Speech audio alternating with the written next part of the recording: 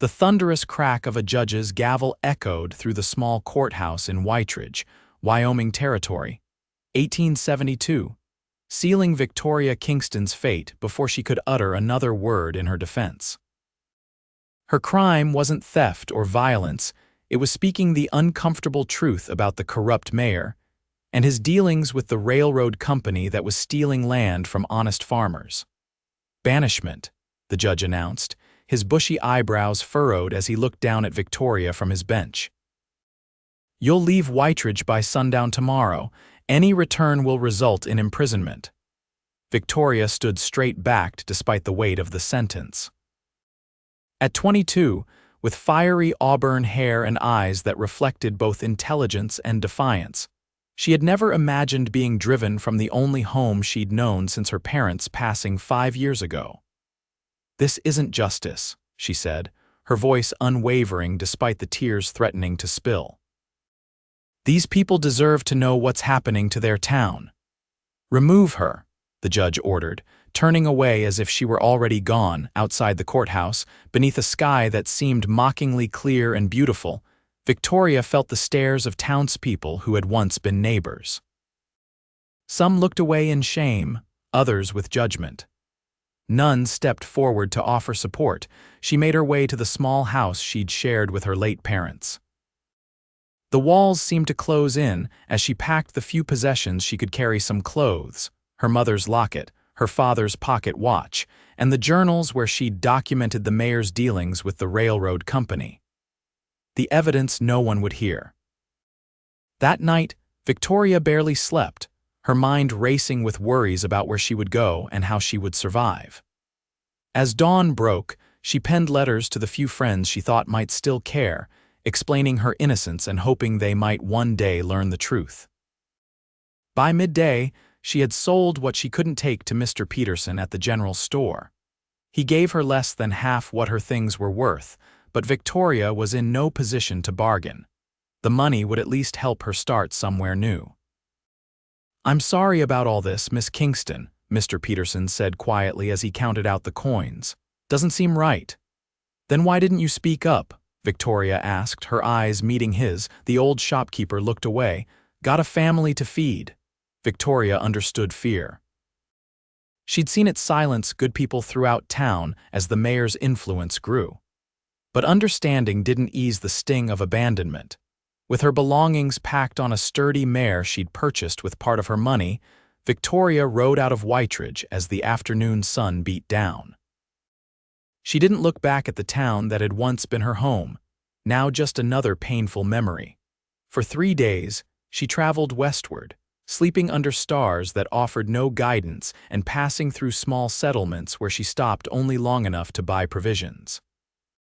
On the 4th day, as storm clouds gathered on the horizon, Victoria spotted a weathered sign. "Welcome to Chisum Ranch, Wyoming Territory." The town was smaller than Wyoming but bustling with activity.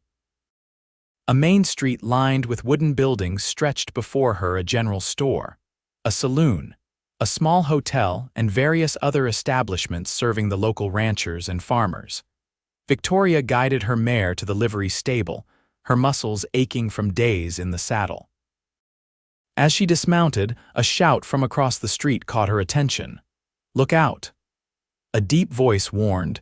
Victoria turned just as a spooked horse came barreling down the street, dragging a broken wagon behind it. Frozen with surprise, she barely registered the strong arms that suddenly wrapped around her waist, pulling her to safety as the horse thundered past. "That was close," her rescuer said, releasing her once the danger had passed. Victoria turned to face the man who'd saved her. He stood several inches taller than her, with broad shoulders and a lean frame.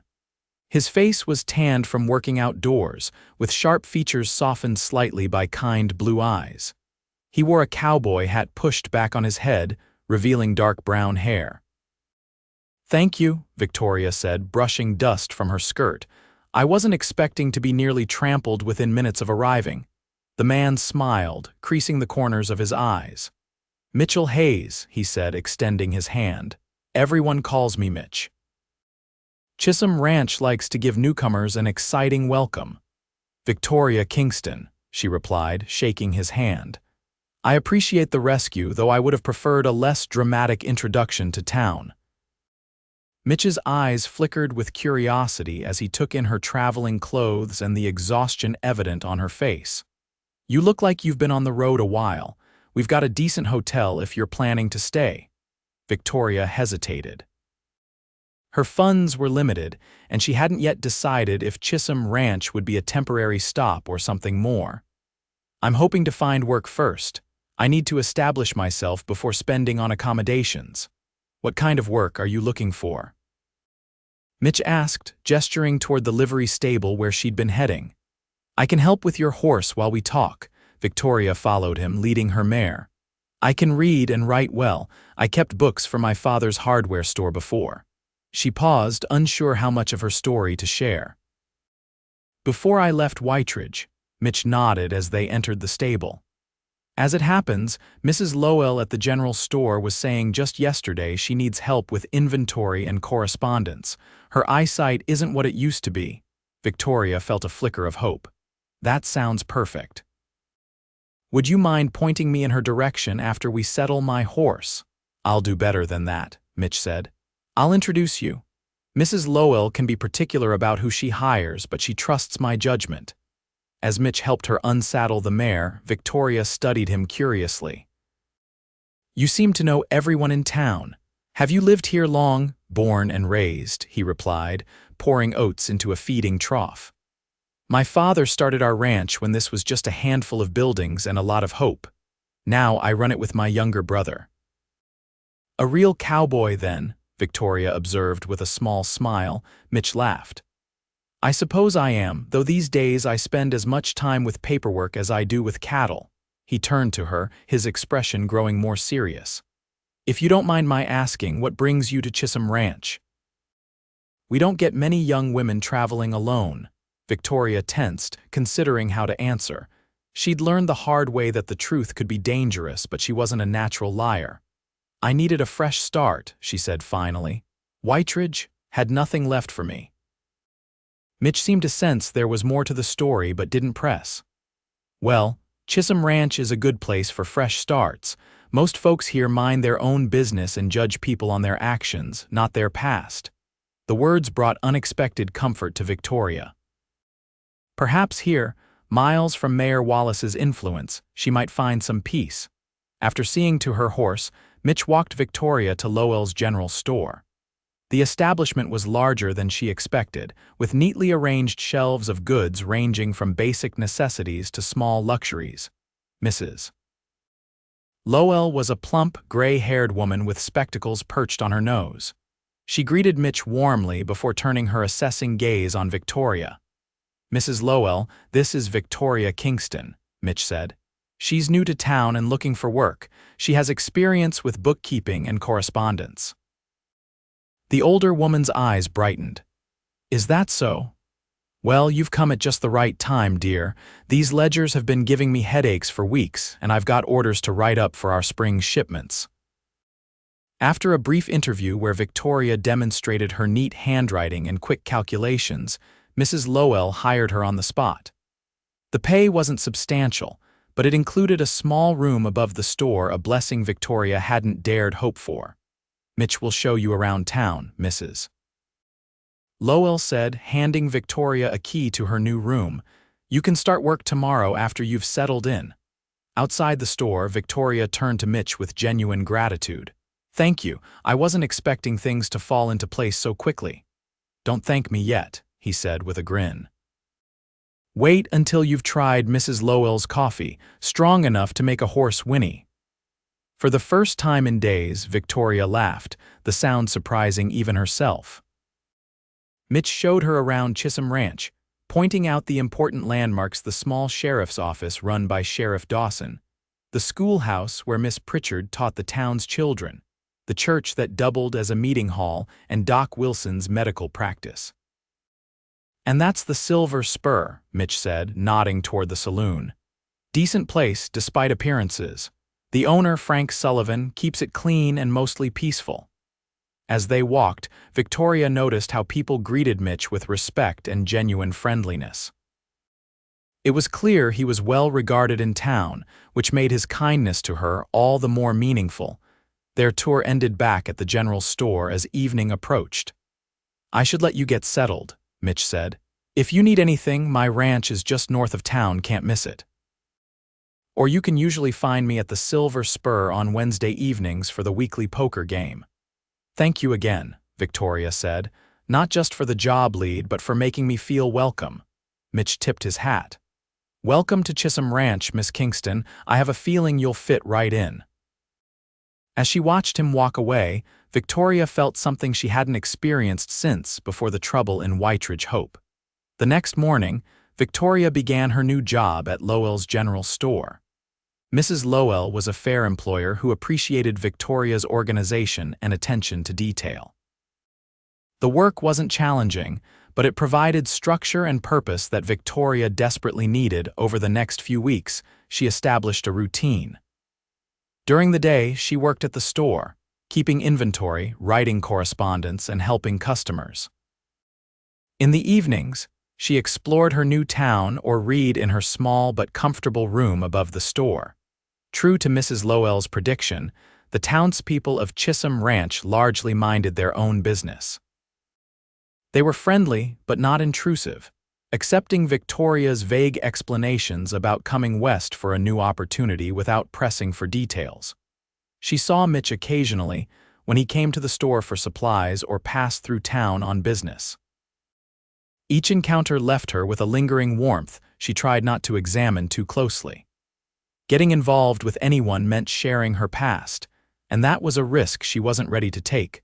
6 weeks after her arrival in Chisum Ranch, Victoria was organizing new stock when the store's bell jingled. She looked up to see Mitch entering, his hat in his hands. "Miss Kingston," he greeted her with a warm smile. "Mrs. Lowell's keeping you busy, I see." "Mr. Hayes," she replied, returning his smile despite herself. "Just unpacking the new shipment. What can I help you with today?" "Actually, I came with an invitation," Mitch said, looking slightly nervous. "The town's holding its spring social this Saturday. There'll be food, music, dancing. I thought you might like to attend with me." Victoria felt a flutter of surprise and pleasure, quickly followed by caution. "That's very kind, but I'm not sure I'd be good company. I don't know many people yet." "That's exactly why you should come," Mitch countered. "Best way to meet folks. Besides, I promise I'm an adequate dance partner, only stepped on my last partner's toes twice." His self-deprecating humor drew a laugh from Victoria. "With such glowing credentials, how could I refuse? I accept your invitation, Mr. Hayes." Mitch's face lit up. "Wonderful. I'll collect you at 6 on Saturday." After he left, Victoria realized she was still smiling. The prospect of an evening in Mitch's company had brightened her entire outlook. It was dangerous to feel this way. She knew to start caring for someone when her past could resurface at any moment. But for one evening, perhaps she could allow herself to simply enjoy his company without fear. Saturday arrived with clear skies and a gentle breeze, perfect weather for the outdoor social. Victoria spent more time than usual preparing, putting on her best dress, a deep green that complemented her auburn hair, and arranging her hair in a more elaborate style than her usual practical bun. When Mitch arrived to escort her, his appreciative gaze made her blush. He looked handsome in a clean shirt and vest, his usual cowboy attire upgraded for the occasion. "You look beautiful, Miss Kingston," he said sincerely. "Thank you," she replied. "And please call me Victoria." "Victoria," he repeated, offering his arm. "Shall we?" The town square had been transformed with lanterns hanging from trees and tables laden with food prepared by the women of Chisum Ranch. A small band played cheerful tunes and couples already swayed on the makeshift dance floor. Victoria was introduced to dozens of people, including Mitch's younger brother Mark, a friendlier version of Mitch with the same blue eyes but a more mischievous smile. Everyone welcomed her warmly, and for the first time since leaving Whiteridge, Victoria felt like she might belong somewhere. As twilight deepened, Mitch led her to the dance floor. "I should warn you again about my dancing," he said as he placed his hand respectfully at her waist. "My brother claims I have 2 left feet. I'm willing to risk it, Victoria replied, placing her hand on his shoulder. Despite his warnings, Mitch moved with surprising grace. As they danced beneath the lantern light, Victoria found herself relaxing in his arms, the worries that had followed her from Wytridge temporarily fading. "You're not as bad a dancer as you claimed," she told him as the music slowed. "Maybe I just needed the right partner," he replied, his eyes holding hers with an intensity that made her heart quicken. Later, they walked away from the crowd, finding a quiet spot near the edge of the gathering. The night air was cool and Mitch draped his coat over Victoria's shoulders without being asked. "Are you enjoying Chisum Ranch?" he asked as they gazed at the stars. "I am," Victoria admitted. "More than I expected to. Everyone's been kind, especially you." Mitch turned to face her. "I'm glad you came here, Victoria. Since the day you arrived, He hesitated, then continued more softly, "I've found myself looking for excuses to come to town." Victoria felt both thrilled and terrified by his admission. "Mitch, she was interrupted by a commotion from the direction of the social. Raised voices carried across the square, and they both turned to see what was happening. A group of riders had arrived, dust-covered and serious. They were speaking with Sheriff Dawson, who was nodding and pointing in various directions, organizing a search of some kind. "Something's wrong," Mitch said, his brow furrowing. "We should see what's happening." As they approached, Victoria felt a chill that had nothing to do with the night air. One of the riders looked familiar, too familiar. It was Deputy Collins from Wytridge, a man firmly in Mayor Wallace's pocket. Victoria instinctively stepped behind Mitch, her heart pounding. She couldn't be seen, not now, not when she'd finally found some measure of peace. "What's going on, Sheriff?" Mitch asked as they reached the gathering. Sheriff Dawson, a gruff man with a silver mustache, turned to Mitch. "These men are from Wytridge. They're looking for a fugitive, a woman who stole town funds and fled justice." Victoria felt the blood drain from her face. It was a lie, of course. She had taken nothing but her own possessions when she left, but Mayor Wallace would stop at nothing to silence her, including fabricating criminal charges. "We have reason to believe she came this way," Deputy Collins said, his cold eyes scanning the crowd. "Red hair, early 20s, calls herself Victoria Kingston." Mitch stiffened beside her, and Victoria knew he'd made the connection. She waited for him to step away to point her out to the deputy. Instead, he moved slightly, positioning himself more firmly in front of her. "Haven't seen anyone fitting that description," Sheriff Dawson was saying, "but we'll keep an eye out. You're welcome to check the hotel and saloon." As the men dispersed to begin their search, Mitch turned to Victoria, his expression unreadable. "We need to talk," he said quietly. "Not here." Without waiting for a response, he led her away from the social, taking a roundabout path to avoid the searchers. They ended up at the livery stable, empty now with everyone at the gathering. Once inside, Mitch closed the door and turned to face Victoria. "Is it true?" he asked simply. Victoria straightened her shoulders. "No, I didn't steal anything. They're lying." "Then why are they looking for you? Why did you hide when you saw them?" The moment of truth had arrived sooner than Victoria had expected. She could lie, make up a story that might satisfy Mitch temporarily, or she could trust him with the truth she'd been guarding. "I was banished from Wytridge," she said, her voice steady despite her fear, "for speaking out against corruption. Mayor Wallace and Judge Porter are selling land to the railroad that doesn't belong to them, land worked by honest farmers for generations. I discovered documents proving it and tried to expose them." Mitch listened without interruption as Victoria explained how she'd found evidence of the scheme while helping the town clerk organize files, how she'd brought her concerns to the town council only to be shut down, and how she'd finally attempted to alert the farmers directly. "The judge called it disrupting public order and spreading malicious falsehoods," Victoria said bitterly. "They gave me 24 hours to leave town. I took only what was mine, including my journals documenting what I'd found." She reached into her pocket and pulled out a small key. "Everything I told you is proven in those journals, which are hidden in my room. If you don't believe me, you can read them yourself." Mitch was quiet for a long moment, his expression thoughtful. Then he asked, "Why didn't you tell me this when you arrived?" "Because I was afraid," Victoria admitted. "In Whiteridge, people I thought were friends turned their backs when I needed them. I couldn't risk trusting anyone, not until I knew I was safe." "And now?" Mitch asked, stepping closer.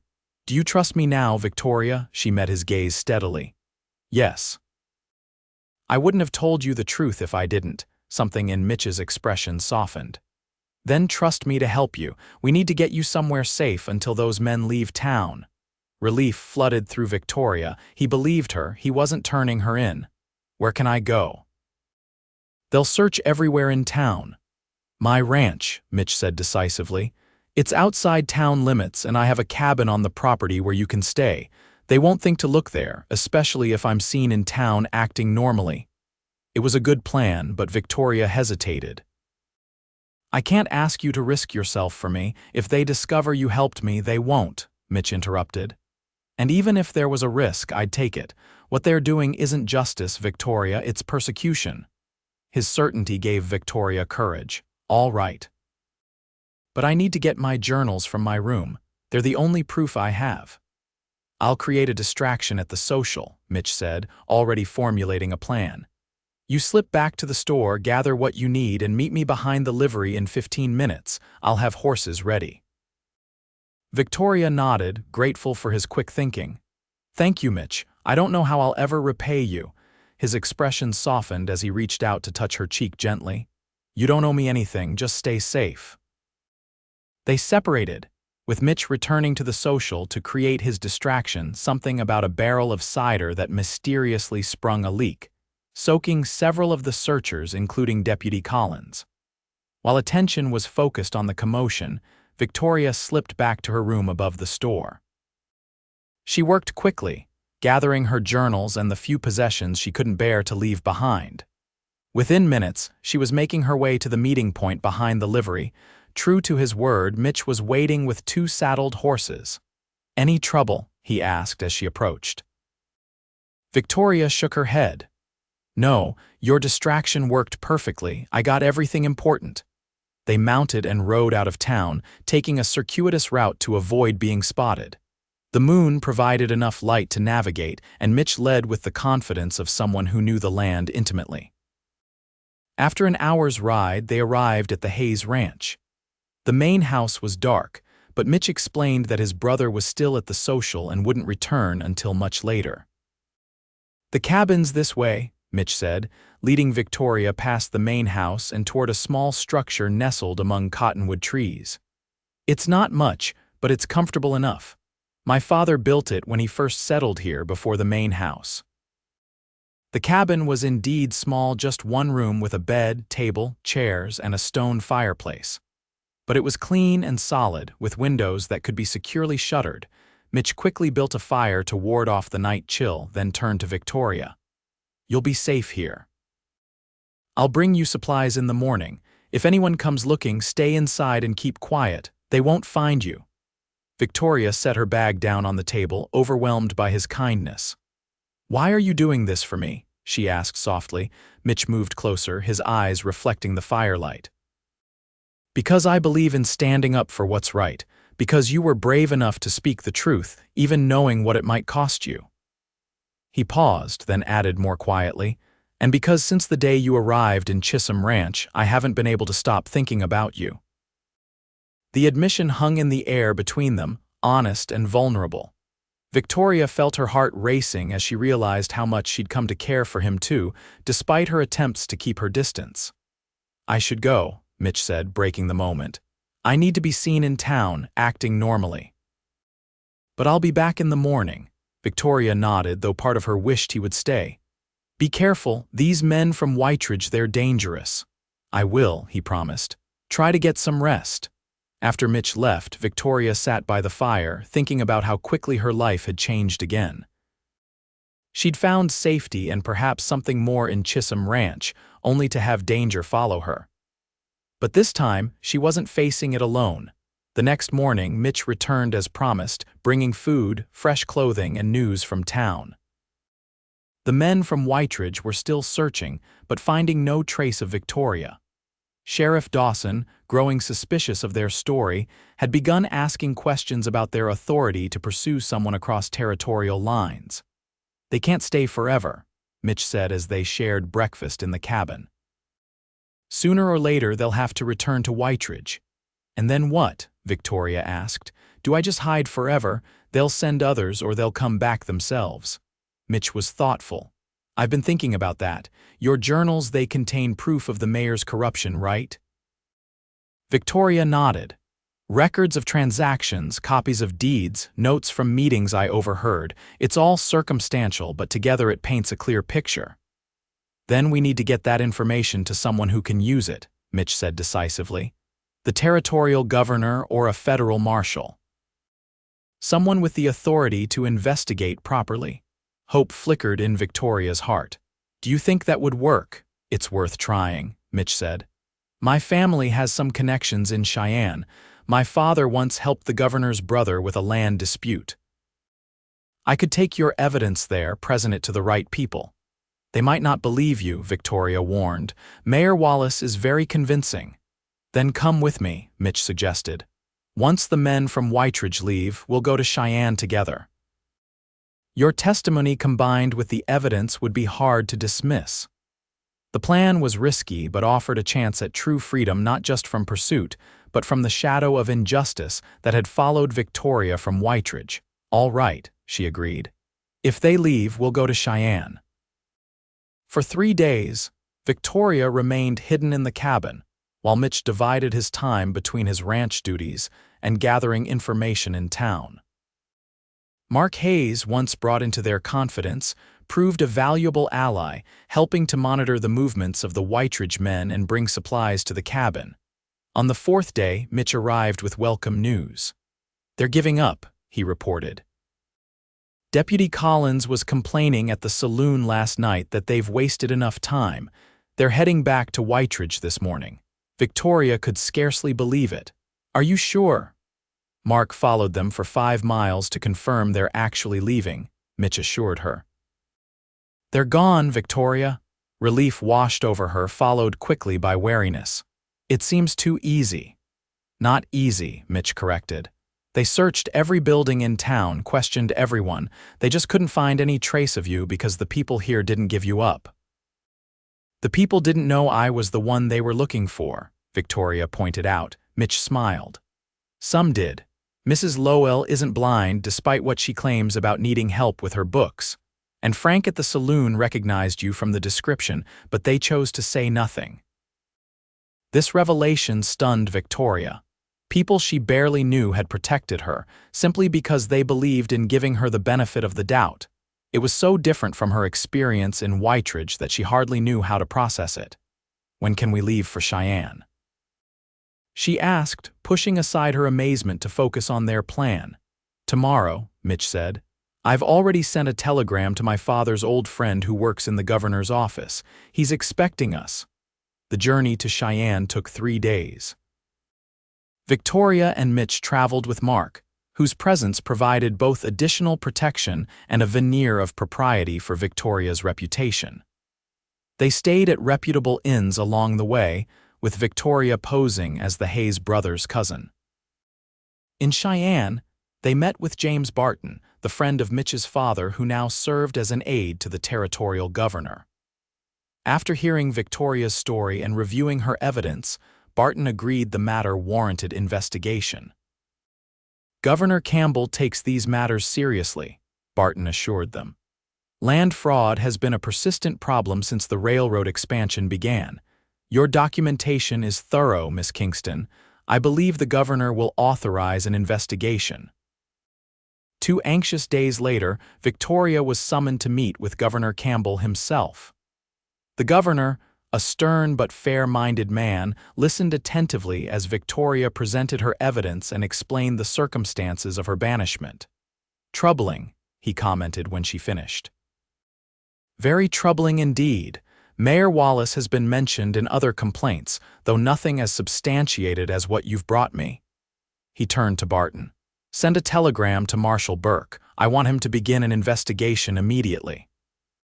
To Victoria, he added, "You've shown considerable courage, Miss Kingston. Not many would risk what you have to expose corruption." "I only did what I believed was right," Victoria responded, overwhelmed by the validation after months of being villainized. "That's rarer than you might think," the governor said with a wry smile. "You should remain in Cheyenne until the investigation is complete. We may need additional testimony." As they left the governor's office, Mitch took Victoria's hand. "He believed you," he said, his voice filled with quiet pride. "They're going to investigate." Victoria squeezed his hand, afraid to hope too much but unable to suppress the lightness in her heart. "It's more than I dared dream when I left Wytridge." That evening, over dinner at their hotel, Mitch asked Victoria a question that caught her by surprise. "When this is over, what will you do? Will you return to Wytridge?" Victoria considered the question. She hadn't allowed herself to think that far ahead, too focused on surviving day to day. "I don't think so," she said finally. "Even if the mayor and judge are removed, too much has happened there. Too many people chose to look away when they could have stood up for what was right." "And Chisum Ranch?" Mitch asked, his tone carefully neutral. "Could you see yourself returning there?" Victoria looked at him, really looked at him, the man who had believed in her when he had every reason to doubt, who had risked his reputation and perhaps more to help her seek justice. "I could," she said softly, "if I had a reason to return." Mitch reached across the table and took her hand. "I'm hoping I might be that reason, Victoria. These past weeks, getting to know you, seeing your courage and determination. I've fallen in love with you." Victoria's heart soared at his words. Despite all her caution, all her fears about getting close to anyone, she had fallen in love with him too. Mitch, a knock at the door interrupted her response. Mark entered, his expression serious. "Telegram from Sheriff Dawson," he said, handing the paper to Mitch. "You need to read this." Mitch scanned the message, his expression shifting from concern to surprise and finally to satisfaction. "Marshal Burke works quickly," he commented, passing the telegram to Victoria. The message was brief. "Mayor Wallace and Judge Porter arrested. Stop evidence of fraud found in Wallace office. Stop charges filed. Stop Kingston name cleared." Stop. Victoria read the words twice, unable to believe what they meant. "It's over," she whispered. "They can't come after me anymore." "You're free," Mitch agreed, his smile matching hers. "Free to go wherever you choose, do whatever you want." Victoria looked at the man across from her, the man who had shown her what real integrity looked like. "What I want," she said slowly, "is to return to Chisum Ranch, with you." 2 weeks later, Victoria and Mitch rode back into Chisum Ranch side by side. News of the arrests in Wytridge and Victoria's vindication had preceded them, turning her into something of a local hero. People who had protected her without knowing the full story now greeted her with open admiration.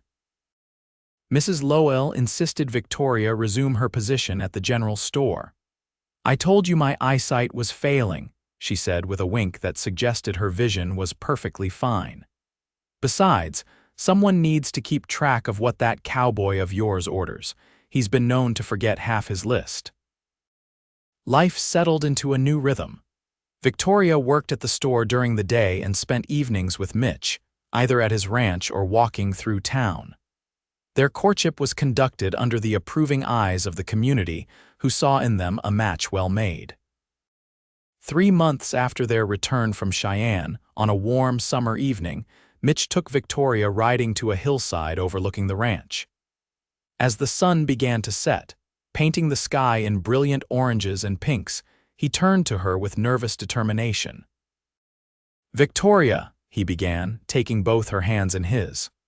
"When you first came to Chisum Ranch, you were looking for a place to hide, but I think you found something more, a place to belong." Victoria nodded, emotion making it difficult to speak.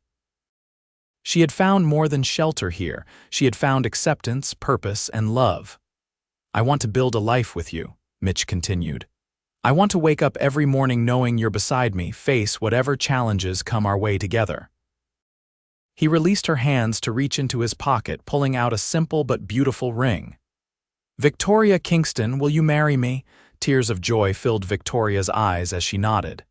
"Yes," she whispered, then more strongly, "Yes, Mitch, I will marry you." As he slipped the ring onto her finger, Mitch pulled her close. "They banished you for speaking out," he said softly against her hair. "But here you can speak forever. Your voice is one of the things I love most about you, your willingness to stand for truth, no matter the cost." Victoria leaned back to look into his eyes, seeing there all the love and respect she had ever wanted. "I found my voice in Wytridge," she said, "but I found my home here with you." Their wedding the following month was a town-wide celebration. Everyone in Chisum Ranch attended, along with a few brave souls from Wytridge who had quietly supported Victoria's cause, and now came to witness her happiness. Over the years that followed, Mitch and Victoria built the life they had envisioned together. The Hayes Ranch prospered under their joint management, with Victoria bringing her organizational skills and business acumen to complement Mitch's practical ranching knowledge. They welcomed children, first twin boys who inherited their father's blue eyes and their mother's determination, then a daughter whose fiery spirit matched her auburn hair. Victoria never forgot the lessons of Wytridge. She established a weekly newspaper for Chisum Ranch, ensuring that town affairs remained transparent and that every voice could be heard. When the territorial legislature considered new laws regarding land rights, she traveled to testify, her experiences helping to shape protections for small landowners against corporate interests. And on quiet evenings, sitting on the porch of their home watching their children play, Victoria would sometimes reflect on the strange path that had led her to this happiness, how being silenced in one place had ultimately led her to find her true voice and her true love in another. Any regrets? Mitch would sometimes ask, knowing the answer but wanting to hear it anyway. "Not one," Victoria would reply, leaning against his shoulder. "Every step led me here to you, to this life we've built. How could I regret that?" In a land where survival often depended on compromise and silence, Victoria and Mitch Hayes stood as a testament to the power of speaking truth and standing firm. Their story became part of Chisum Ranch's legacy, a reminder that sometimes the most powerful words are those spoken against all odds, and the truest freedom comes from being heard by those brave enough to listen.